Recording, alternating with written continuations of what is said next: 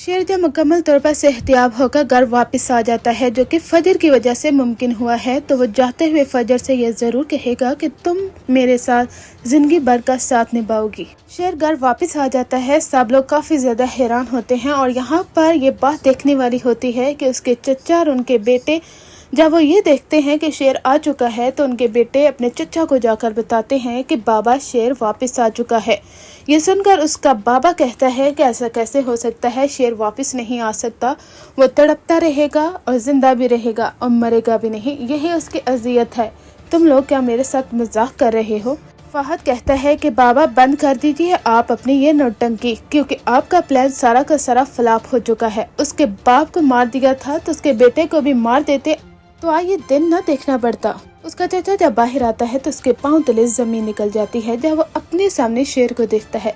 शेर smiling face के साथ कहता है कि आपका क्या हाल है चचा साहिब। चचा के तो पसीने छूट जाते हैं और वो कहते हैं कि मेरे भाई का बेटा वापस आएगा। मेरा पूरा यकीन था, मैं पुरइत्माद था कि मेरे भाई का बेटा जरूर आएगा। सारी जायदाद और दौलत को तो तुमने ही संभालना है ना, अपने बाप के ख्वाब को पूरा करना है तुमने शेर ज़मान। शेर कहता है कि क्यों नहीं, अपने बाप के ख्वाब को ही तो पूरा करने के लिए वापस आया हूँ। इसके बाद शेर अपनी माँ से मिलता है। उसकी माँ तो काफ़ी ज़्यादा रोती है। वो कहती है कि शेर ज़मान, तुम्हारा चेहरा देखने के लिए मैं तरस गई थी कि मेरा बेटा पता नहीं पहले जैसा हो भी पाएगा या नहीं। उसकी माँ तो रो रो कर अपना बुरा हाल कर देती है, क्योंकि एक मोहब्बत करने वाला शौहर उससे बिछड़ गया था और एक बेटा जो उसका आखिरी सहारा था, उसे भी ये कह दिया गया कि ये कभी ठीक नहीं हो सकता। तो एक माँ पर क्या बीतती है ये आप समझ सकते हैं। अब वो काफ़ी ज़्यादा खुश है, लेकिन उसकी माँ को भी यकीन हो गया है कि इसके चचा ने ही कुछ ऐसी हरकत की है जिसकी वजह से शेर की ये हालत हुई है।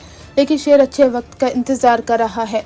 वो जानता है कि फजर ने उसे कहा था कि तुमने वहाँ पर जाकर गुस्सा नहीं करना, अपने गुस्से को कंट्रोल करना है तुमने। इस तरह से अगर गुस्सा करोगे, उन पर चीखोगे, चिल्लाओगे, तो वो लोग तुम्हें वहाँ पर ही मार देंगे।